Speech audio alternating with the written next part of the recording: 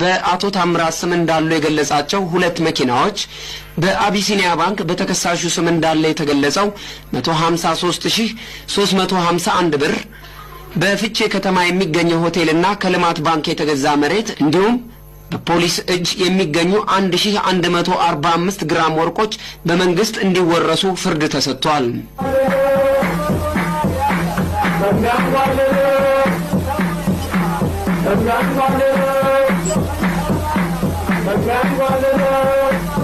ተከሳሽን ጥፋተኛ በተባለባቸው በስድስቱም ክሶች ለፈጸማቸው የወንጀል ድርጊቶች በወንጀል ሕግ ቁጥር 522 እና 539 አንዳ ከተቀመጠው ቅጣት በእድሜ ልክ ጽኑ እስራት እንዲቀጣ ፍርድ ቤቱ ወስኗል። ሁለተኛ ተከሳሽ ደረጀ ስሜ ለአንደኛ ተከሳሽ ግብረ አበር በመሆን ለዓመታት የማታለል ድርጊቱን ሲያሳካ ቆይቷል።